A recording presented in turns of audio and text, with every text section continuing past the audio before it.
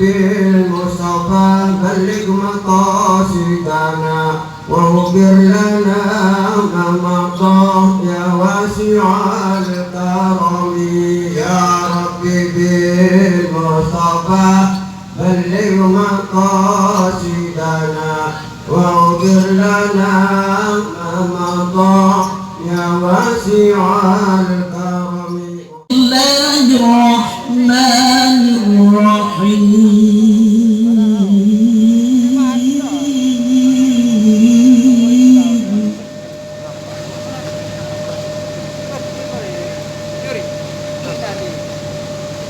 والتين والزيتون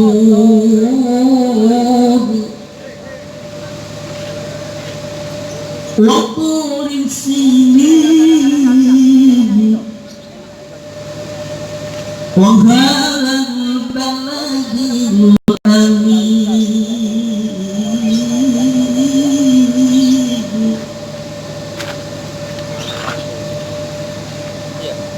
Yo kecung namanya tuh peluru. Yo, ayah yo besok. والتين والزيتون وطور Kita agak gerak gak? Yo, kamu merono. البلد الأمين.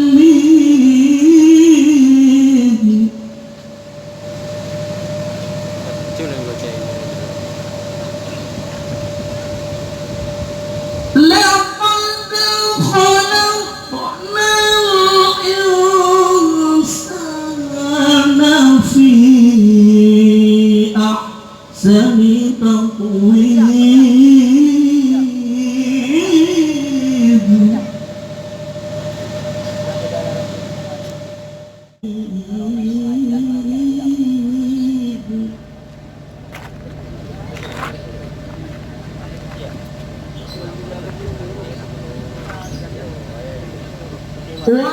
والتين والزيتون وطور سينين وهذا البلد الأمين.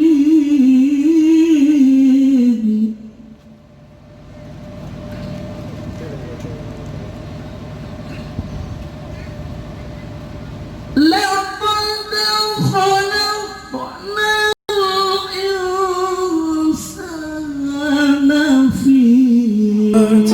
from your life. I have learned to be patient and caring at every turn. The reason I'm strong, you're where I belong. In a world spinning out of control, the reason for my pride, you are my guide. And I will always follow your way, your way, your way. Alayka sallallahu, oh Muhammad, peace and blessings on you every day.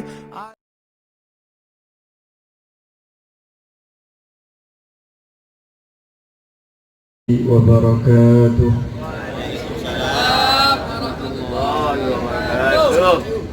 Bismillah walhamdulillah wassalatu wassalamu ala rasulillah Sayyidina wa maulana Muhammad ibn Abdullah wa ala alihi wa sahbihi wa man wala wala hawla wala quwwata illa billah, amma ba'du. Yang saya hormati para kiai, para asatid, para sesepuh, para tokoh masyarakat, hadirin hadirat yang dimuliakan oleh Allah Subhanahu wa Ta'ala. Pertama-tama marilah kita panjatkan puji syukur kehadirat Allah Subhanahu wa Ta'ala, yang mana Allah Subhanahu wa Ta'ala mengumpulkan kita semuanya di tempat ini untuk sama-sama kita merayakan hari kemerdekaan, merayakan kemerdekaan Indonesia yang ke-75 yang diadakan oleh Pemuda Asem Corong. Thank you, Pak. Masya Allah, kita sama-sama berdoa kepada Allah Subhanahu wa Ta'ala dengan hadirnya kita ke tempat ini dalam rangka kemerdekaan Indonesia. Semoga kita semua semakin disatukan oleh Allah Subhanahu wa Ta'ala. Amin. Allahumma amin. Nengkak dento medhur tadi, Pak. Golongan telok lemak. Telok lemak napa 25. Telok lemak nih. Belum tak bisa, Pak, akan medhur. Gero tak nyaman. Sampeyan paham di bahasa ini? Insyaallah paham. Tadi saya dengar, Masya Allah, protokol pembawa acara pertama bahasa. Oh, bahasa ini kan. Kan mari qiraat medhur. Kalau paham. Hadirin hadirat yang dimuliakan oleh Allah Subhanahu wa Ta'ala, hendaknya dengan kita hadir ke majelis ini dalam rangka kemerdekaan Indonesia, kita semakin bersatu. Kenapa hadirin hadirat? Karena Masya Allah sekarang ini, Pak, Bu, banyak orang setaknya apa gitu, Pak. Di tetangga, di keluarga taknya apa, banyak, Pak. Ada masalah atau karam taknya apa. Jadikan momen ini untuk kita bersatu. Makanya saya ingat Abah Habib Umar itu, Pak, almarhum, beliau sering menyampaikan dalam ceramah, orang Islam di Indonesia ini Masya Allah kompak. Memberi moso, ada yang menghina Al-Quran, menistakan agama Islam. Masya Allah bersatu. Kumpul di Jakarta 7 juta orang lebih lagi, Pak. Kompak. Katanya apa? Memberi mosona. Kon tak ada moso atau karan bibi. Ini katanya apa? Saya ingat. Gak ada musuh, tukaran. Ingat Pilpres 2019 0102 atau tukaran. Thank you. Selesai Pilpres, ada lagi pemilihan kepala desa atau tukaran TV. Thank you, Pak. Bener apa ya? Mercon ini. Mercon gratis. Katanya apa, Pak, Bu? Kalau sampean ditanya nyoblos apa, jawaban nyoblos Kang Dineh, thank you, Pak. Katanya apa, salah nyaman. Daruwatnya sudah, jangan bingung nyoblos apa. Yang penting kita bersatu. Kalau kita umat Islam bersatu, maka Islam akan semakin jaya. Amin. Allahumma amin. Disabdakan oleh Rasulullah Sallallahu Alaihi Wasallam, la yadkhulul jannah ghatir, tidak akan masuk surganya Allah Subhanahu wa Ta'ala orang yang memutus tali silaturahmi. Orang Pak senak nyapa gak akan masuk surga. Ghati'ur rahim mal'un walau mata fi jawfil Ka'bah. Orang yang memutus tali silaturahmi tak nyapa di kancana, di keluargana, itu dilaknat oleh Allah Subhanahu wa Ta'ala walaupun mati di tengah-tengah Ka'bah. Na'udzubillah. Pak, orang yang mati di Ka'bah itu mulia, tapi kalau dia memutus tali silaturahmi, na'udzubillah, dilaknat sama Allah Subhanahu wa Ta'ala. Oleh karena itu, saya ingin cerita, Pak, di zaman dahulu. Ini cerita bagus. Ini harus sampean perhatikan, Pak. Di zaman dahulu di kota Mekah ada satu orang, Pak. Dia ini orang kaya, ingin melaksanakan haji. Terus haji, Pak. Orang sogi terus haji. Pesebnya. Ketika itu tidak ada bank, Pak. BCA, Mandiri, BNI, BRI tak ada, Pak. Uang banyak, gak ada bank ketika itu, zaman dahulu. Akhirnya orang ini titip sama satu orang laki-laki, yang mana orang ini terkenal orang yang soleh, orang yang amanah. Sebelum berangkat, Pak, minta tolong, saya mau titip. Lu titip apa? Saya mau titip uang 1000 dinar. 1000 dinar enggak banyak, Pak. Rupiah mungkin kurang lebih 100 juta, kurang tahu pastinya. Uang yang sangat banyak. Akhirnya dititipkan kepada orang ini. Oh ya, insya Allah saya jaga. Orang sok gini kalau berangkat buat haji, mari haji, mulai, Pak. Ketika pulang dicari pulang, mana orang yang saya titipi? Bapak Fulan itu mana? Mendengar kabar ternyata Fulan yang dititipi uang meninggal dunia. Sete, Pak. Ketika meninggal dunia, ahli waris ditanya, nak, sebelum bapakmu meninggal, aku titip sama bapakmu uang 1000 dinar. Mana uangnya? Saya minta sekarang. Dijawab, loh, titip apa sama Pak? Uang 1000 dinar. Kami nggak ada yang tahu, kata ahli warisnya. Bapak nggak pernah ngomong apa-apa. Bingung, Pak. PC 1000 dinar, Pak. Elah. Bingung. Tanya kepada ulama Mekah. Wahai Syekh, wahai Kiai, tanya ulama Mekah. Kula tanya, Arab bacong. Saya ini sebelum saya haji, saya titip uang 1000 dinar kepada satu orang. Selesai haji, saya pulang, ternyata orang yang saya titipi itu meninggal dunia. Saya tanya ahli waris, gak ada yang tahu tentang uang saya 1000 dinar. Gimana solusinya, Kiai? Dijawab sama ulama Mekah, gini aja, sampean berangkat ke sumur Zam-Zam. Sumur Zam-Zam, tempatnya air Zam-Zam, Pak. Itu ada sumurnya. Kamu datang ke sumur Zam-Zam, panggil namanya orang yang kamu titipi. Misal namanya Abdullah, Bapak Abdullah. Celok loh, Abdullah. Aja waktu itu. Kalau orang itu orang yang soleh, orang yang baik, kamu panggil di sumur Zam-Zam namanya, nyaut. Ini subhanallah ya, sudah meninggal dunia. Tapi kalau dipanggil di sungai, di sumur Zam-Zam, nyaut, Pak, jawab. Oh ya sudah, saya pamit, saya mau ke sumur Zam-Zam. Gitu, Rek. Berangkat, Pak, ke sumur Zam-Zam.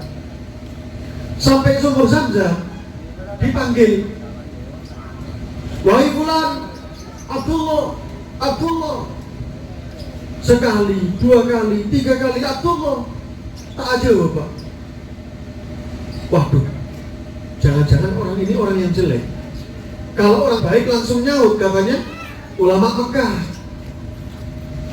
Gak dijawab di sumur Zam-Zam. Akhirnya balik kepada ulama Mekah. Kiai tak langkong, mereka tak jawab. Saya datang ke sumur Zam-Zam, saya panggil-panggil, ternyata enggak dijawab. Kata ulama Mekah ini, inna lillahi wa inna ilaihi raji'un. Takutnya temanmu itu bukan orang baik. Kayaknya teman kamu itu ahli neraka. Akhirnya, terus gimana, Kiai? Sekarang gini aja, kamu berangkat ke sumur Barhut. Ada sumur namanya Barhut. Karena teman kamu panggil di sumur Zam-Zam, dia tidak menjawab, pasti dia akan menjawab di sumur Barhut. Sumur Barhut ini barang siapa yang dipanggil di sumur Barhut, dia menjawab, dia orang yang jelek, dia ahli neraka. Pas yang tarik, Pak, sumur Barhut bilang, jalok, Abdullah, langsung jawab. Lebih, ya, langsung menjawab. Wah, alamat ahli neraka. Ditanya, Abdullah, padahal ini sudah meninggal. Abdullah, di mana uang saya yang saya titipkan kepada kamu 1000 dinar? Kok ahli waris kamu gak ada yang tahu? Dijawab, iya, minta maaf, saya tidak percaya sama anak-anak saya, sama istri saya. Mereka mau ngabes PC, pas biru mata, Pak. Keren bini mereka mau ngabes PC di rumah, biru. Saya nggak percaya sama keluarga saya. Harta kamu uang 1000 dinar saya kubur ada di pojokan rumah saya, di daerah sini kamu gali pasti ada uang kamu. Oh, Ki Sekelangkong. Akhirnya tanya, loh Abdullah, kenapa kamu ini kok bisa ada di tempat ini?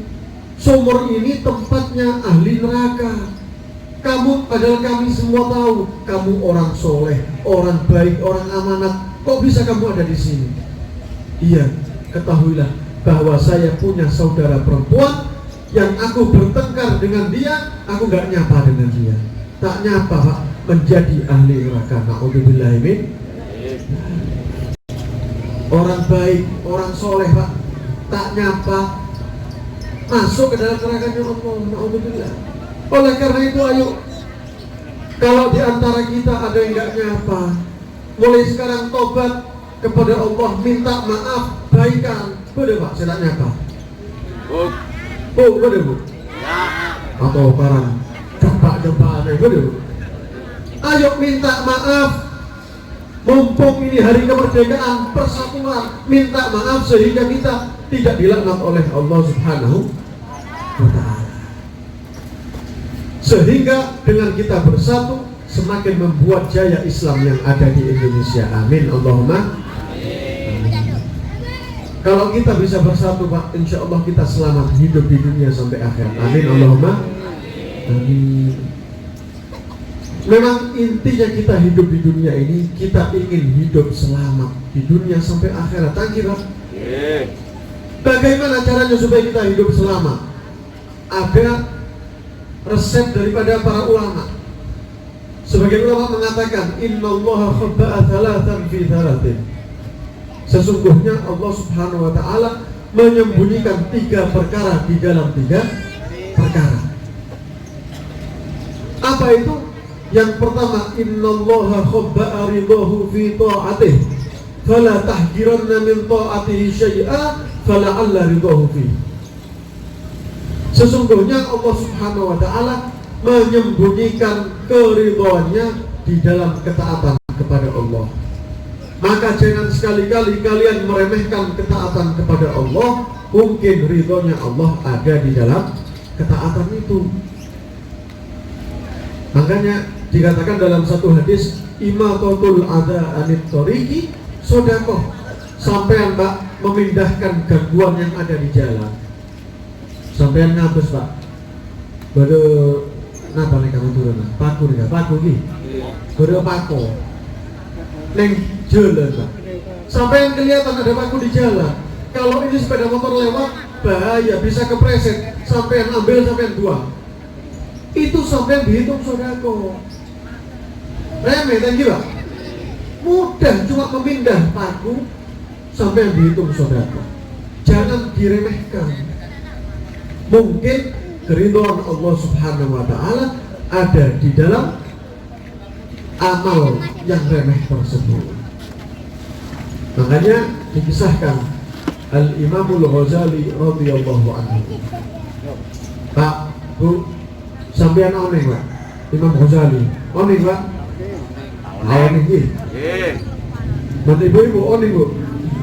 Hah? Tahu nih? Bangsara Azhari. Oh, oneng iki. Nggih. Monte Silat Nazari. Oh, oneng. Napa boleh saya tawa-tawa nih, oh, oneng iki. Ini Al-Imam Al-Ghazali radhiyallahu anhu, beliau imam besar, alim allamah. Beliau ini ulama besar di zaman. Beliau adalah yang mengarang kitab Ihya Ulumuddin, Pak. Kantel, Pak. Ihya Ulumuddin, karangan beliau. Beliau itu hobi mengarang kitab. Hobinya mengarang kitab.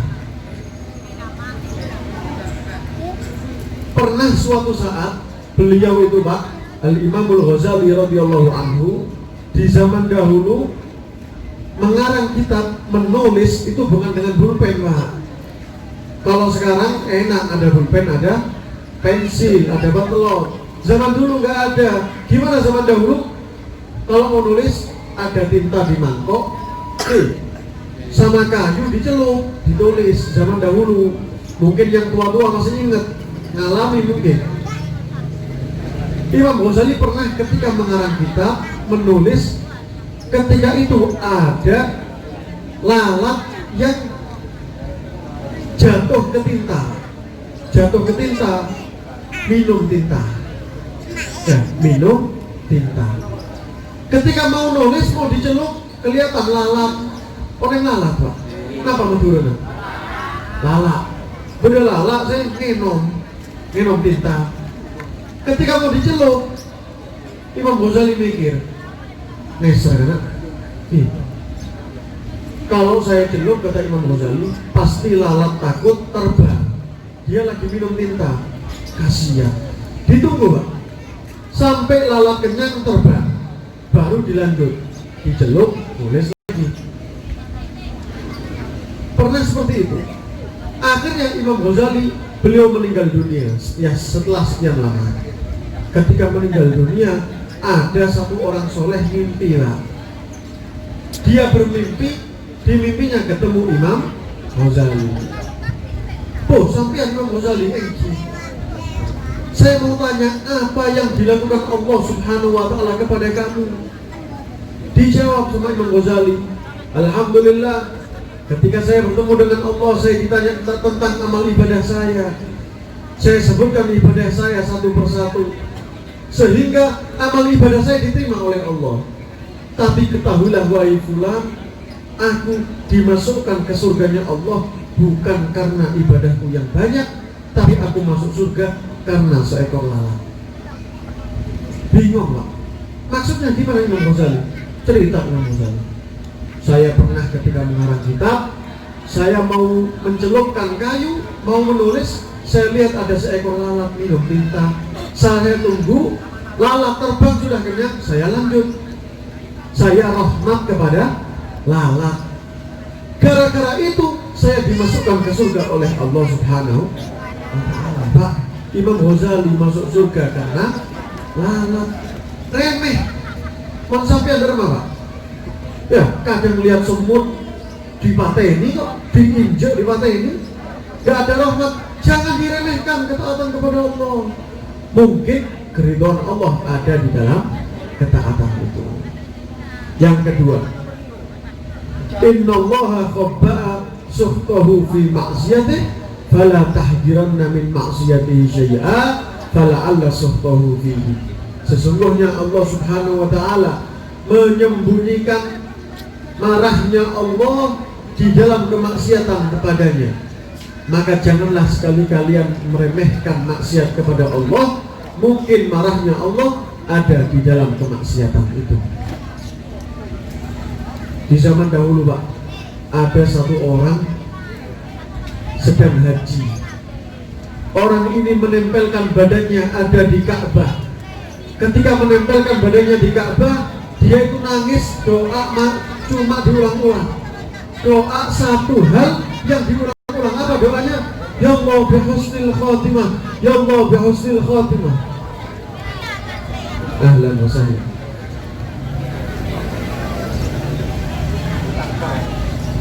Dia ini cuma doa diulang-ulang satu hal. Apa doanya? Minta husnul khotimah kepada Allah Subhanahu wa ta'ala. Ketika itu dilihat Pak sama satu orang, ditanya, loh Pak, kenapa sampean itu doanya cuma satu? Banyak doa-doa yang penting, mumpung sampean ada di Mekah, ada di Ka'bah. Doa macam-macam, hajat dunia, hajat akhirat, semua sampean doa. Akhirnya dijawab, loh Pak, kalau sampean jadi saya, pasti sampean juga doa satu, husnul khotimah. Bu, makan nih Bu.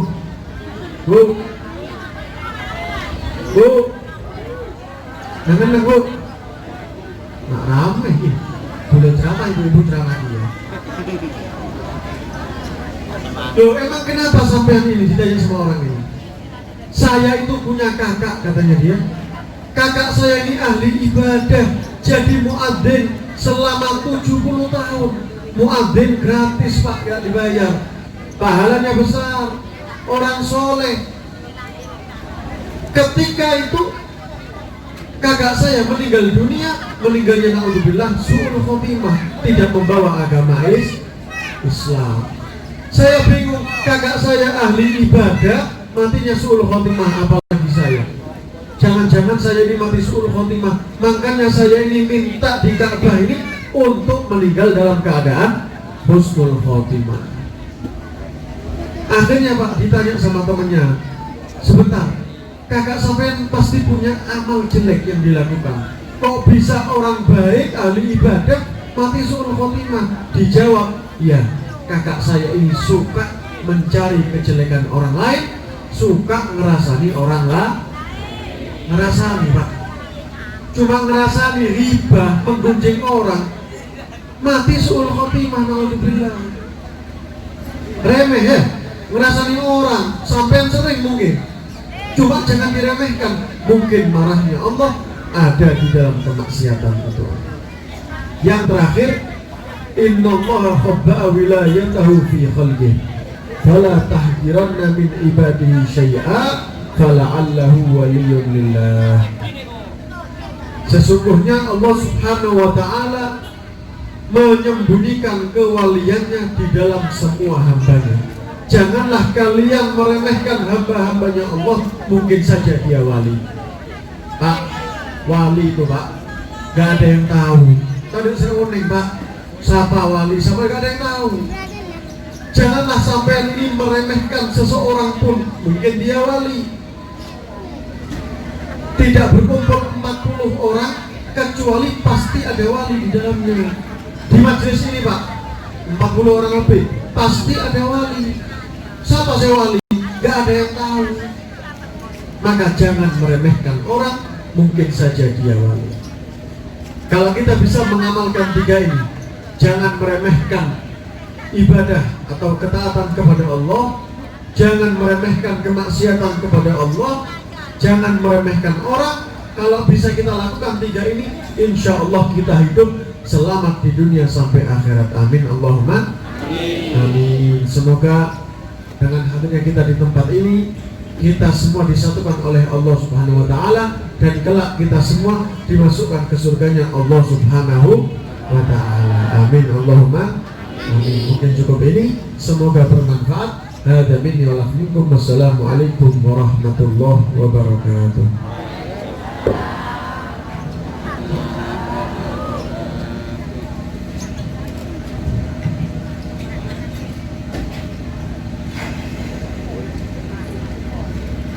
Matur sekelangkong atas nawaidul husna dari Al-Karam Habib Ali bin Umar. Mudah-mudahan jadi siraman dan peringatan dan kemanfaatan dek bacan kaulah dan panjenengan sedih. Amin amin ya rabbal alamin. Jeneng nawaidul husna seterusipun